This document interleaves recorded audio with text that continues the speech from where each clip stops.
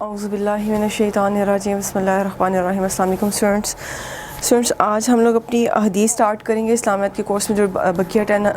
حدیث ہیں، چونکہ یہ پوری اسلامیات کا جو کورس تھا 9-10 کا، اس میں ٹوٹل 20 حدیث تھی، جن میں سے 10 حدیث ہم لوگ 9 کلاس کے کورس میں کی تھی، بقیہ 10 حدیث ہیں ہم لوگ آج اس وقت 10 کلاس کے کورس میں سٹارٹ کریں گے۔ میں حدیث نمبر 11 سے سٹارٹ کرتی ہوں۔ اعوذ باللہ من الشیطان الرجیم بسم اللہ الرحمن الرحیم۔ الصلاۃ عماد الدین ومن اقامها فقد اقام الدین ومن ہدمها فقد ہدم الدین۔ نماز دین کا ستون ہے، جس نے اسے قائم کیا اس نے گویا دین کو قائم کیا، اور جس نے اسے ڈھا دیا اس نے گویا دین کو ڈھا دیا۔ اب اس میں جو ہے واضح طور پر جو ہے اسلام کے اندر جو نماز کی فضیلت ہے، اس کی فرضیت ہے، اس کی اہمیت ہے، اس کو جو ہے وضاحت سے جو ہے یہ حدیث بیان کر رہی ہے۔ نبی کریم صلی اللہ علیہ وسلم نے جو ہے اس حدیث مبارکہ کے ذریعے جو ہے ایک تو حکمیانہ انداز میں اور بڑے خوبصورت انداز سے جو ہے وہ اگزامپل دی۔ انہوں نے دین کو جو ہے ایک عمارت سے جو ہے وہ تشبیہ دی، اور پھر اس عمارت کا جو ستون ہے اس کو جو ہے نماز کو قرار دیا کہ نماز جو ہے اس عمارت کا ستون ہے، اور جس نے اس ستون میں نماز کو قائم رکھا، یعنی اس ستون کو یعنی نماز کو قائم رکھا، گویا اس نے دین کی عمارت کو قائم رکھا، یعنی وہ عمارت جو اپنی جگہ پر قائم رہے گی۔ اور جس نے اس ستون کو یعنی نماز کو گرا دیا تو وہ عمارت بھی جو ہے وہ ڈھا دی جائے گی، یا وہ گرا دی جائے گی، یا گر جائے گی، بلکہ اس نے خود اپنے ہاتھوں سے اس عمارت کو جو ہے وہ گرا دیا۔ اب نماز کی اہمیت اور فضیلت، اس کے حوالے سے قرآن جو ہے وہ بہت زیادہ اس کو امپورٹنس دیتا ہے۔ نماز کی اس قدر اہمیت ہے، اس قدر فضیلت ہے کہ اگر ایک شخص جو ہے وہ نماز قائم کر لیتا ہے تو اس کی ساری جو ہے مشکلیں پریشانیاں دور ہو جاتی ہیں۔ وہ کچھ بھی نہیں کرتا، کوئی کام نہیں کرتا، کوئی ایسا عمل نہیں کرتا کہ جس سے جو ہے وہ بڑا جو ہے اللہ تعالیٰ کے نزدیک نیکوکار جو ہے وہ بندہ ہو، لیکن اگر نماز قائم کر لیتا ہے، نماز کو جو نماز پنجگانہ طور پر ادا کرتا ہے،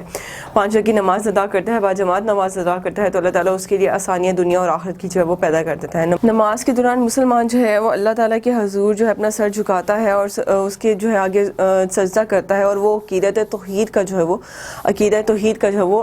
عملی طور پر مظاہرہ کرتا ہے۔ نبی کریم صلی اللہ علیہ وسلم پر بھی جب نماز اتاری گئی تو انہوں نے کسی کو نہیں کہا کہ تم چلو نماز شروع کر دو، نہیں، بلکہ انہوں نے خود عملاً نماز کو پڑھ کر سمجھایا دوسروں کو کہ کس طرح سے جو ہے نماز ادا کرنی ہے۔ اور نبی کریم صلی اللہ علیہ وسلم باقاعدہ لیلۃ القدر کی رات جو ہے وہ 50 نمازوں کا تحفہ لائے تھے مسلمانوں کے لیے، جن میں سے انہوں نے مسلمانوں کی سفارشیں کر کے یہ امت جو ہے وہ اتنی بیزی رہتی ہے کہ اس کے پاس جو ہے وہ ٹائم نہیں ہوگا کہ 50 نمازیں ادا کریں، اور کہاں اللہ تعالیٰ سے جو ہے وہ 50 سے 5 نمازوں پر وہ کروا کر جو ہے وہ واپس آئے۔ اور اس کے بعد بھی جو بعض لوگوں نے کہا کہ جی یہ بھی نہیں ہو سکیں گی، تو اللہ نے کہا کہ اب مجھے،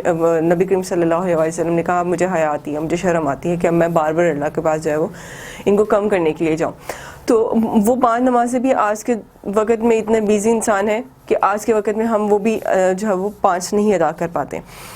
نماز کی جو اہمیت و فضیلت ہے وہ قرآن کی روح سے بہت زیادہ ہے۔ قرآن میں جو ہے تقریباً 700 مرتبہ، بلکہ اس سے بھی کئی گنا زیادہ مرتبہ جو ہے وہ نماز کی تاکید فرمائی گئی ہے، اور نماز کو جو ہے متقین کی جو ہے وہ صفت قرار دیا گیا ہے کہ نماز جو ہے وہ عبادات میں سب سے زیادہ افضل ترین عبادت ہے۔ اور مومنوں کو جو ہے وہ قرآن مجید میں اس کی اہمیت کو اس طرح سے جو ہے وہ کے بارے میں جو اس طرح سے ارشاد فرمایا جا رہا ہے کہ بے شک مومن جو ہے وہ نماز جو ہے مومنوں پر وقت کی پابندی کے ساتھ فرض کی گئی ہے، بے شک نماز جو ہے مومنوں پر وقت پابندی کے ساتھ فرض کی گئی ہے۔ اور نماز جو ہے اس کے بارے میں قرآن پاک میں ایک اور جگہ پر اللہ تعالیٰ ارشاد فرماتے ہیں ان الصلاۃ تنہی عن الفحشاء والمنکر، کہ نماز جو ہے بے حیائی اور برائی سے روکتی ہے۔ نماز کی اہمیت کے بارے میں قرآن میں ارشاد ہے اقیموا الصلاۃ وآتوا الزکاۃ وارکعوا مع الراکعین، اقیموا الصلاۃ وآتوا الزکاۃ ورکعوا مع الراکعین، نماز قائم کرو، زکوٰۃ ادا کرو اور رکوع کرو رکوع کرنے والوں کے ساتھ۔ نماز کو باقاعدہ باجماعت ادا کرنے کا بھی حکم ہے، بہت ساری جگہوں پر جو ہے وہ اس بارے میں ہی حکم ہے۔ نبی کریم صلی اللہ علیہ وسلم کی ایک حدیث ہے کہ وہ فرماتے ہیں کہ اگر مجھے کسی شخص کی جو ہے وہ گھر والوں کی فکر نہ ہو، مطلب کہ کوئی شخص اگر جو ہے وہ باجماعت مسجد میں جا کر نماز ادا نہیں کرتا تو مجھے بس اس کے گھر والوں کا اگر احساس نہ ہو تو میں اس کے گھر کو آگ لگا دوں۔ یا آگ لگوا دوں. اس طرح کی کچھ حدیث جو ہے وہ میں نے پڑھی تھی. تو اس میں نبی کریم صلی اللہ علیہ وسلم یہاں پر یہ تو فرما ہی رہے کہ نماز قائم کرو، لیکن باقاعدہ نماز کو با جماعت ادا کرنے کا بھی حکم ہے، اور مردوں کو خصوصیت کے ساتھ کہ مسجد میں جا کر آپ جو ہے وہ امام کے پیچھے باقاعدہ نماز ادا کریں. اب نماز کے بارے میں جو ہے وہ اللہ تعالیٰ ارشاد فرماتے ہیں قرآن پاک میں کہ فلاح یاب ہوگا وہ مومن جو اپنی نماز میں خشوع اختیار کرے گا، یعنی توجہ اختیار کرے گا، یعنی بہت زیادہ خشوع و خضوع کے ساتھ جو ہے بہت توجہ کے ساتھ، بہت محبت کے ساتھ، بہت لگن کے ساتھ جو ہے وہ نماز کو ادا کرے گا. پھر فرمایا کہ نماز قائم کرو اور مشرک نہ بنو. سورہ الروم کی جو ہے وہ یہ 21 نمبر کی جو ہے آیت ہے. پھر سورہ طٰہٰ میں 16 نمبر کی آیت میں فرمایا ہے کہ میری یاد کے لیے نماز قائم کرو. حدیث کی روح سے بھی بہت زیادہ اہمیت و فضیلت ہے، اور ہم حدیث کی روح میں ہی جو یہ پڑھ بھی رہے ہیں. تو حدیث میں ایک اور جہاں پر نبی کریم صلی اللہ علیہ وسلم نے تمام عبادات سے زیادہ تاکید نماز کی فرمائی ہے. پھر فرمایا بین العبد و بین الکفر ترک الصلاۃ، مومن اور کافر کے درمیان نماز ہی حد فصل ہے، یعنی کہ نماز ہی ان دونوں کے بیچ میں واضح فرق ہے اور ایک فاصلہ ہے ان کے بیچ میں نماز کا. نماز قرب خداوندی کا ذریعہ ہے، اللہ تعالیٰ کے ساتھ جو ہے بندے کا رشتہ مضبوط کرتی ہے. نماز جو ہے مومنوں کی معراج قرار دی ہے. نبی کریم صلی اللہ علیہ وسلم فرماتے ہیں الصلاۃ معراج المؤمنین، کہ مومنوں کی معراج ہے نماز. پھر حضرت علی رضی اللہ عنہ کا فرمان ہے کہ آخری لمحات میں نبی کریم صلی اللہ علیہ وسلم کی زبان مبارکہ پر جو ہے وہ بار بار یہی الفاظ تھے الصلاۃ الصلاۃ الصلاۃ، یعنی نماز نماز نماز. نبی کریم صلی اللہ علیہ وسلم نے اس کے بارے میں فرمایا قرۃ عینی فی الصلاۃ، نماز جو ہے میری آنکھوں کی ٹھنڈک ہے، یا میری آنکھوں کی ٹھنڈک جو ہے وہ نماز میں ہے. پھر آپ صلی اللہ علیہ وسلم نے یہ بھی فرمایا جس نے جان بوجھ کے نماز چھوڑی گویا اس نے کفر کیا، اس نے کفر کا کام کیا. نماز گناہوں سے بچاتی ہے، گناہوں کو مٹاتی ہے. انسان نماز کے لیے نماز پڑھتا ہے تو اس کے پچھلے تمام گناہ جو ہے وہ معاف کر دیے جاتے ہیں. حضرت ابو ذر رضی اللہ عنہ سے روایت ہے کہ نبی کریم صلی اللہ علیہ وسلم سخت سردی کے موسم میں باہر تشریف لے جاتے تھے اور نماز ادا کرتے تھے. اور نبی کریم صلی اللہ علیہ وسلم نے ایک دن کیا کیا،